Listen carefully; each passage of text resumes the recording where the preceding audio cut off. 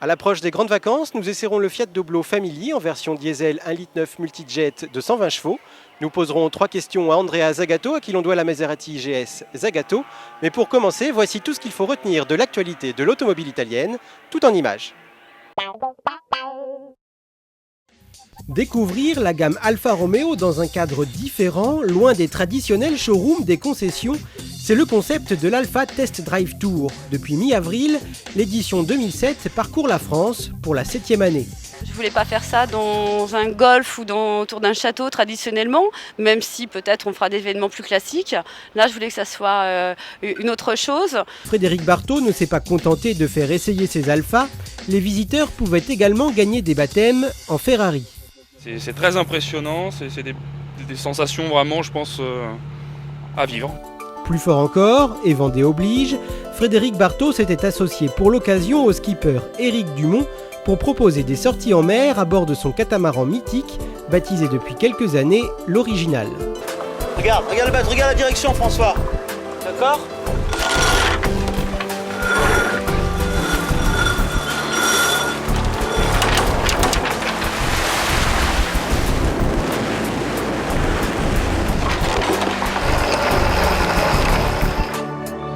Là, aujourd'hui, mon rêve s'est réalisé.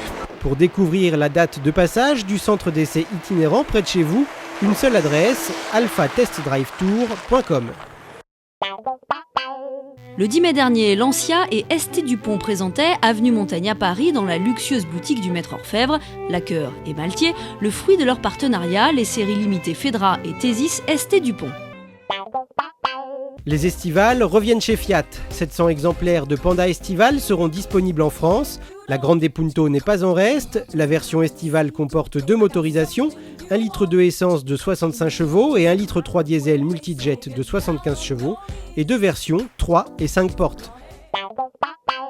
L'arrivée de la nouvelle Fiat 500 approche. Ce sera le 4 juillet en Italie, le 14 en France.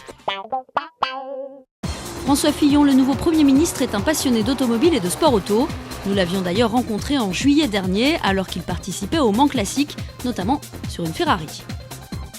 Le Mans Classique, c'est l'occasion pour des pilotes qui ne sont pas des professionnels, comme c'est mon cas, de prendre beaucoup de plaisir avec des voitures formidables et de se prendre pendant quelques instants pour un vrai pilote de course. Il a une tradition de design rationaliste milanaise.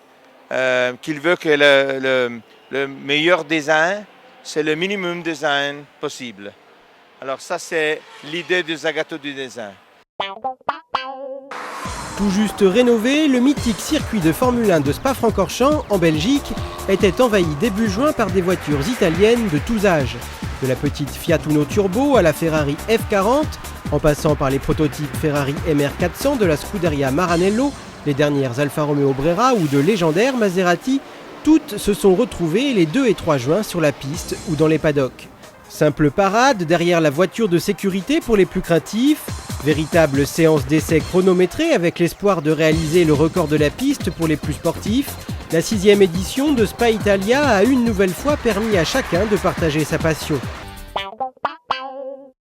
À mi-chemin entre le mini monospace et la berline, les ludospaces sont pour la plupart dérivés d'utilitaires légers. C'est le cas du Fiat Doblo. Fin 2005, pour ses 4 ans, le Doblo s'est offert un lifting salvateur. À l'intérieur, par exemple, là où la version d'origine laissait apparaître tôle et peinture, le Doblo relifté reçoit de vrais habillages de porte. Le revêtement couvre désormais l'ensemble de l'habitacle et l'ambiance générale ferait presque oublier que nous sommes dans un dérivé d'utilitaire. La garde au toit est tout simplement impressionnante. Quant à la place, aussi bien devant que derrière, tous les passagers seront à l'aise. Tous, sauf ceux qui prendront place sur la 3e rangée de sièges, celle offerte par la version Family. Cette version permet en effet d'accueillir 7 personnes à bord, mais à moins de mettre de jeunes enfants sur cette banquette, il faudra se contenter de courts trajets, l'espace avec les sièges de devant ne laissant pas suffisamment de place pour les jambes. De toute façon, à moins d'avoir une remorque ou un coffre de toit, difficile de partir en vacances en configuration 7 places, le coffre est alors inexistant.